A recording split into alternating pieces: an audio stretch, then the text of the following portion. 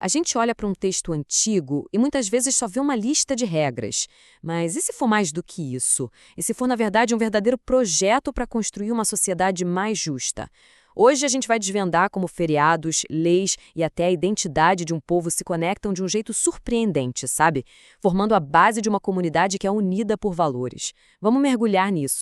Vamos começar com uma pergunta que pode parecer meio estranha, né? O que é que feriados e leis têm em comum? Poxa, um é sobre festa, celebração, e o outro é sobre regra, ordem. Parecem coisas totalmente opostas. Mas o texto que a gente vai analisar hoje mostra que existe uma conexão muito, mas muito profunda e inesperada entre os dois. Então, a primeira parte desse projeto de sociedade é basicamente um calendário. Mas não é só para marcar os dias, não. A ideia é dar um ritmo para a vida de toda a comunidade através de 3 grandes festivais por ano. São esses rituais que funcionam como uma âncora para a memória e para a identidade desse povo. E aqui a gente tem um resumo bem claro desses 3 momentos. Primeiro vem a Páscoa lá no comecinho do ano agrícola, uma festa de 7 dias, marcada pelo pão sem fermento. 7 semanas depois, tem a Festa das Semanas, um dia só para agradecer pelo começo da colheita. E, por fim, a Festa dos Tabernáculos, que também dura 7 dias e celebra o fim de todo o ciclo de colheita. São basicamente os 3 pilares que sustentam o ritmo do ano todo. Mas olha, esses festivais são muito mais do que só datas no calendário. O que é fascinante de verdade é a gente descobrir o porquê por trás de cada ritual. Qual é o significado real, sabe? Qual é a alma da coisa, o que pulsa por trás dessas celebrações. O primeiro princípio, e talvez o mais poderoso de todos, é a lembrança. Esses rituais não são só sobre o presente, eles são, na verdade, uma ferramenta poderosa para garantir que um evento fundamental lá do passado nunca, jamais seja esquecido. É como se a memória coletiva estivesse sendo esculpida e mantida viva por toda a comunidade, de propósito. E o mais legal é que o próprio texto deixa isso bem claro. O ato de comer o pão sem fermento, o chamado pão da aflição, tem um propósito muito específico: lembrar da libertação do Egito. E não é para lembrar só uma vez por ano, não, mas todos os dias da vida. A celebração se torna um ato de memória contínua. E essa ideia volta com força de novo. A memória da escravidão não está ali para gerar tristeza, mas sim para moldar o jeito de agir no presente.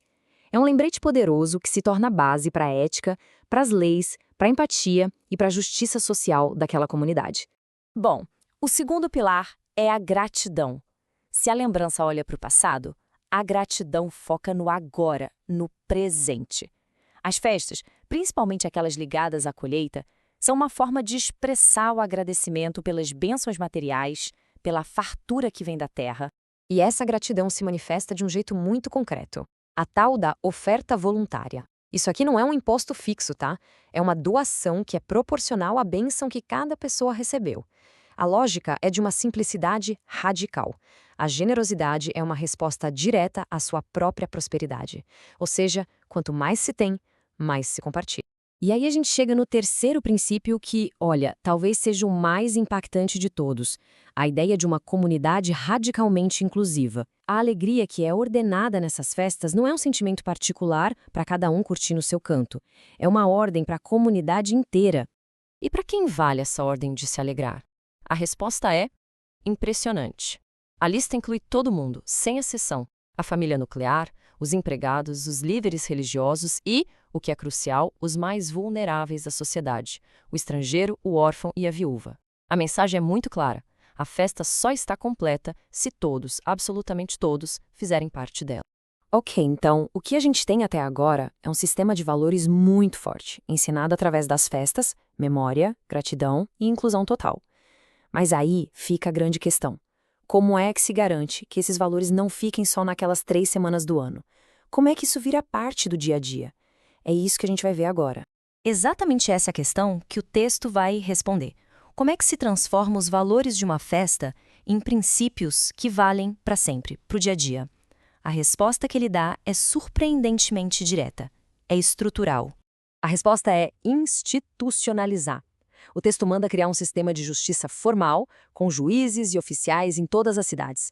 Porque a justiça não pode ser só um ideal, uma ideia bonita. Ela precisa de uma estrutura, de gente responsável por aplicar essa justiça com retidão. E aqui a gente vê os dois caminhos, né? Uma escolha fundamental. De um lado, o ideal, julgar com retidão, buscando somente a justiça. E do outro, as atitudes que corrompem tudo, distorcer a lei, favorecer um lado, ser parcial e, o pior de tudo, aceitar suborno. E o texto não só proíbe o suborno, ele explica a psicologia por trás disso, o que é genial. O suborno, chamado aí de peita, é devastador porque ele cega os olhos dos sábios. Ele distorce a percepção da realidade. Ele corrompe a própria linguagem da justiça. É um ataque direto no coração da integridade de qualquer sistema. E agora, na parte final, o texto se volta para a proteção da identidade coletiva. Depois de definir os rituais e o sistema de justiça, a preocupação passa a ser como proteger os valores fundamentais que mantêm essa sociedade unida. Essas regras finais podem soar meio estranhas para a gente hoje, mas o propósito delas era muito claro na época: proteger a identidade do grupo. Proibir símbolos de outras religiões, como o poste de Aserá, perto do altar principal, era uma forma de desenhar uma fronteira, de proteger as crenças da comunidade. Era o jeito de dizer: isto é quem nós somos. E com isso, a gente fecha o ciclo. Esse projeto antigo nos mostra uma ligação muito poderosa entre celebração, lei e identidade. E ele nos deixa com uma pergunta para a gente pensar hoje. De que forma as nossas próprias sociedades, com os nossos feriados, nossos monumentos e principalmente com o nosso sistema de justiça, expressam e protegem os valores que a gente considera mais essenciais? É algo para se pensar.